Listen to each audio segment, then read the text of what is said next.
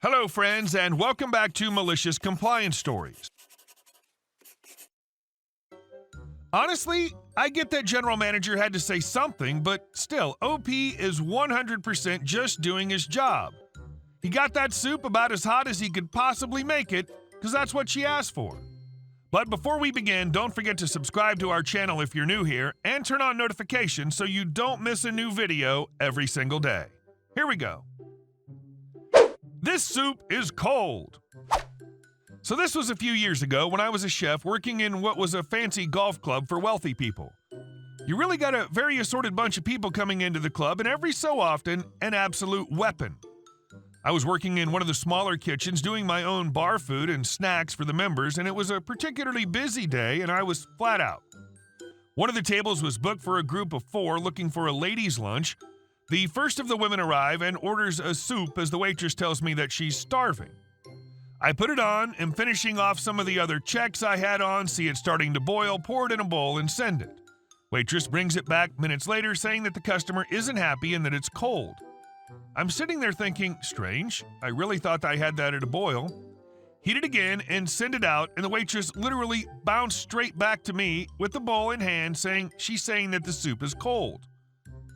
It's an open kitchen, and I look over to see this woman in her late 60s who's still alone at the table with this look of disdain on her face like I was the help and had ruined her day by existing.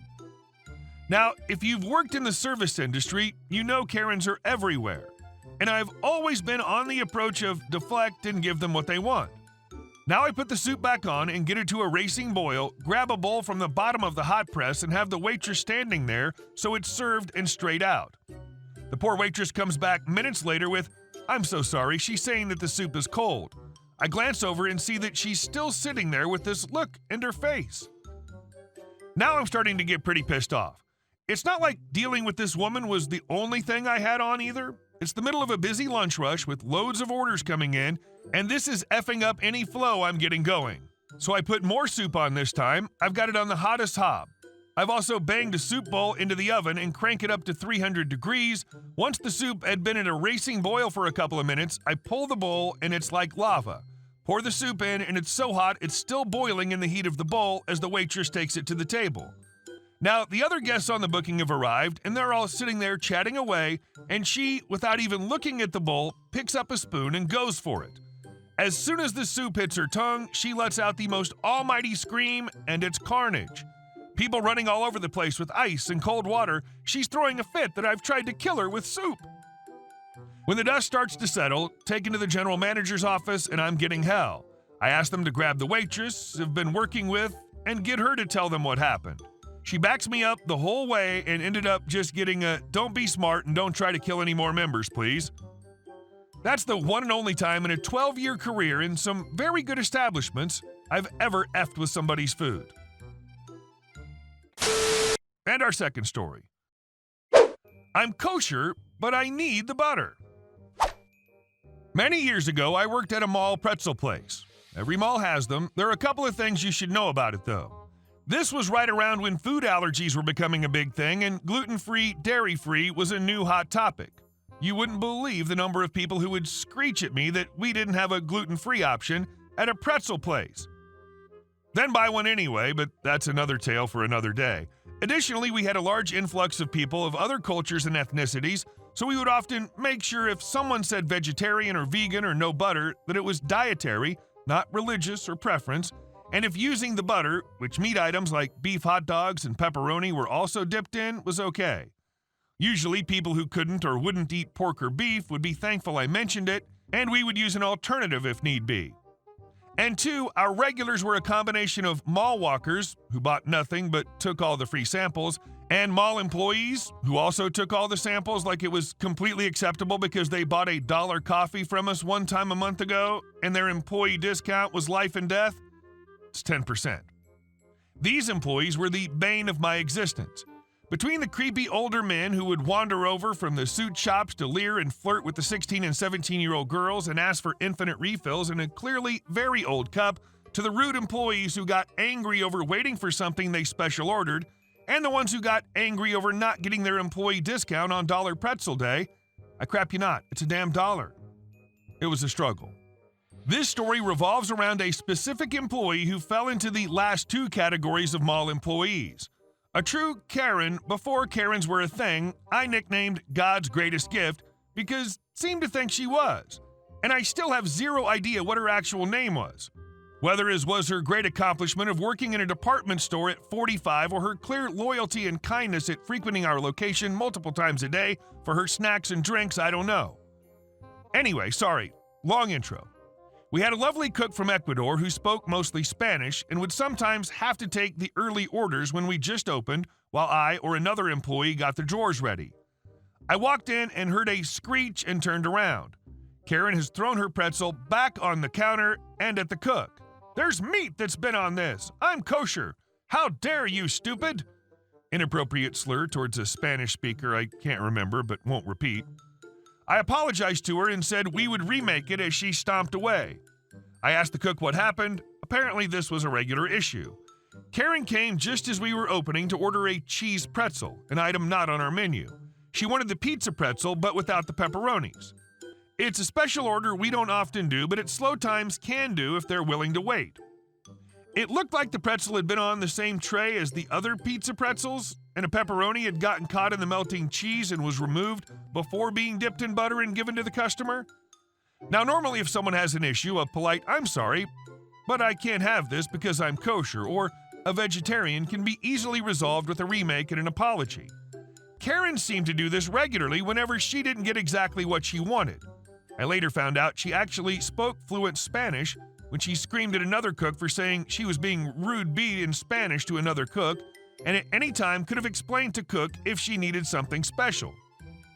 So we remade the pretzel and Karen stood there tapping her toes and mumbling about stupid Mexicans, so I decided to comply exactly with what she said. I remade the pretzel, and when it came out, carefully removed it from the tray and places directly into the paper holder, no butter. I tried to hand it to her. Karen, "Where's the butter? I want butter." Me, "I'm sorry, ma'am, but our butter is not kosher. You said you were kosher and our meat products contain pork and are dipped in the same butter. I can't do that." Karen, "But I want butter." "Yes, ma'am, but I have to respect your needs and information. You said you were kosher, and I do not want to disrespect your faith in any way. Note, I grew up with quite a few kosher friends whose families were very strict, and they let me know that not informing them or following kosher guidelines was a huge issue and very disrespectful, so I always tried to be careful." Karen, "I'm not kosher."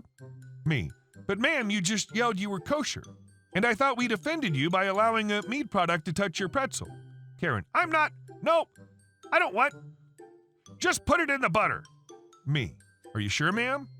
Karen, "Yes, fine, whatever." She took her pretzel and left.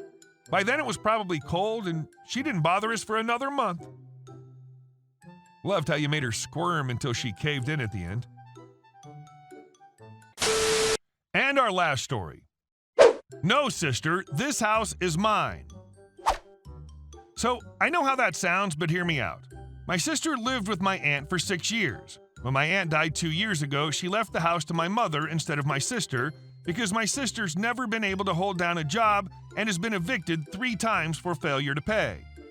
My mom told her she could continue living in the house, but that she would have to pay the taxes and the homeowner's insurance, about $190 a month plus the electric bill. What about midway through last year, she's yet to pay anything during the month and came to find out she'd never put the electric bill in her name and it rang up almost $3,000 on my dead aunt's account. So having had enough, my mother gave her 30 days to be out last July. When November rolled around, she still hadn't left and my mother went down there. She admitted she had never told her boyfriend they were being kicked out and they hadn't even looked at anywhere to go. Around this time, I offered to buy the house from my mother and that I would just start the process to evict them through the courts. My mother volunteered to just give me the house so I could raise my family in it. It's about 3 times bigger than my current home. It's 3,600 square feet. Well, last month, I filed the unlawful detainer. 2 weeks ago, we had court, and she cried and cried in front of the judge who ultimately told her that I had the deed and she had no lease, and upon seeing all the bills my mother has to pay to keep the house from being seized, told her to get out within 10 days. Well, yesterday was day 10, and they still haven't picked a single thing, so I filed to have the sheriff's department remove her by force. The department posted on her door that if she wasn't out within 72 hours, she would be charged with trespassing. She and her boyfriend have been texting me almost nonstop, telling me I need to rescind it because they're going to be homeless, and how could I do this to family? I don't think I'm in the wrong. They've had a year to figure this out. My mother's had to pay their light bill for almost a year because they wouldn't let her just turn the power off because of COVID. I look at it that every decision she's made in her 35 years of life has led her to this.